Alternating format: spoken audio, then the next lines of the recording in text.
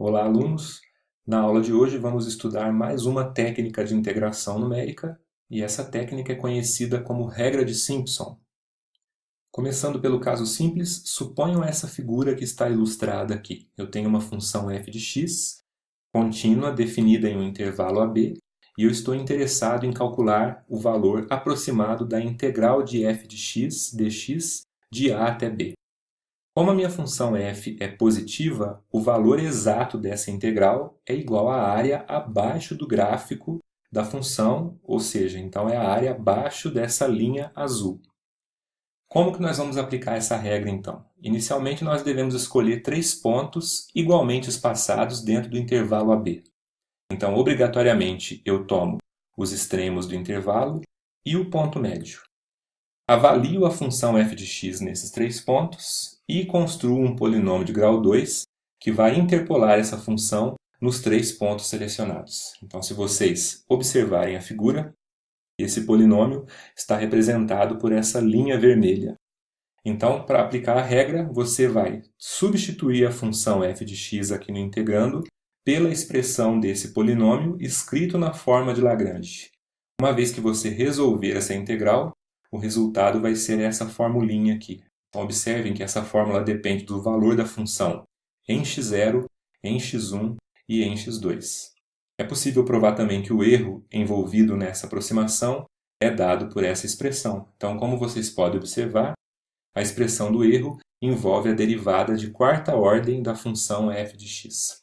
Então, isso significa que essa regra simples fornece resultados exatos para polinômios de grau menor ou igual a 3. Então, portanto, voltando na figura, o valor exato da integral, que seria a área abaixo do gráfico azul, vai ser aproximado pela área abaixo do gráfico do polinômio representado pela linha vermelha. Então, essa área achurada é que vai ser o valor aproximado da integral.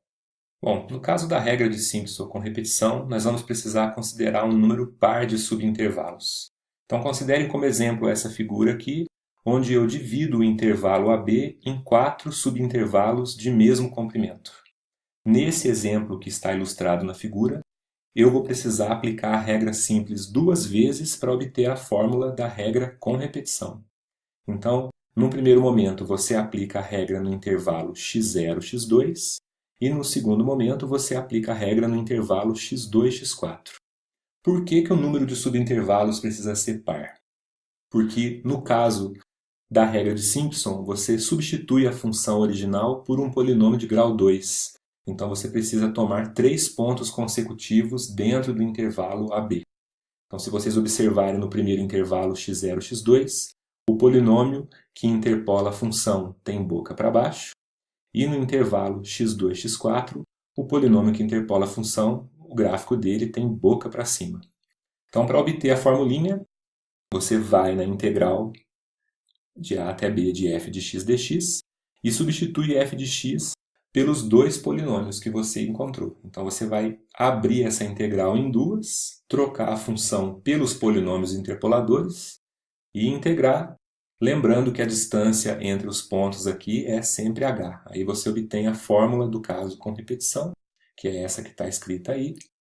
E é possível provar também que o erro envolvido é dado por essa expressão. Então, se vocês observarem, essa expressão depende agora do número de subintervalos que eu utilizo e também depende da derivada de quarta ordem da função. Então, mais uma vez, nesse caso com repetição, a regra fornece um resultado exato se você estiver integrando um polinômio de grau menor ou igual a 3. Bom, para encerrar essa discussão, eu gostaria de resolver com vocês esse exercício. Na verdade, é o exercício 5 das notas de aula 10, que diz o seguinte: determine a distância entre os pontos xi e xi mais 1 para que se possa avaliar a integral de 0 a π sobre 2 de cosseno de x dx com erro inferior a 10 a menos 3 pela regra de Simpson. Então, nessa questão, eu gostaria de determinar qual é o espaçamento entre os pontos dentro do intervalo, de forma que quando eu aplicar a fórmula de Simpson com repetição, o erro seja inferior a 10 a menos 3. Então, claramente, nesse exercício, eu preciso determinar o tamanho de h. Para que a gente possa então resolver essa questão, nós devemos trabalhar com a fórmula do erro da fórmula de Simpson com repetição, que é essa fórmula aqui. A dificuldade inicial que ela apresenta é que nesse exercício nós não sabemos o valor de n, muito menos o valor de h. Então nós precisamos reescrever essa expressão em função de h somente. Como que nós fazemos isso? Nós utilizamos o fato de que n vezes h é igual a b menos a e substituímos esse resultado para que a gente possa obter essa nova expressão. Estão vendo aqui? Então é com essa expressão que eu vou trabalhar agora. O que eu faço? Então eu tomo módulo dessa expressão, então aqui ó, escrito módulo do erro é igual a b menos a h quarta sobre 180, cujo módulo disso é igual a isso mesmo, porque isso aí é positivo, vezes o módulo da derivada de quarta ordem da função avaliada nesse gama. Gama, lembrando aqui, é um resultado teórico, você nunca vai conseguir encontrar o valor exato dele. Então, por isso, você precisa majorar esse erro, ou seja, encontrar um limitante superior que substitua esse valor. Então você vai substituir o valor da derivada quarta nesse ponto desconhecido pelo maior valor que o módulo da função derivada quarta de x atinge no intervalo 0,2. Está aqui, ó, até destaquei de vermelho. Então, como o intervalo de integração é de 0 a π sobre 2, eu já substituí os valores aqui, como vocês podem ver.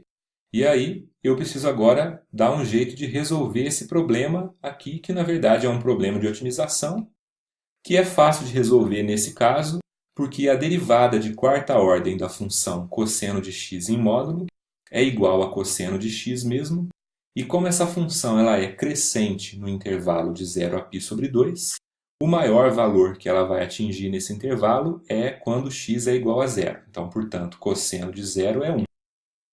Então, nós voltamos nessa expressão anterior e substituímos esse valor em vermelho aqui por 1, fazendo as continhas. Então, nós chegamos nessa expressão final, que o módulo do erro da regra de Simpson com repetição precisa ser menor ou igual que πh quarta sobre 360.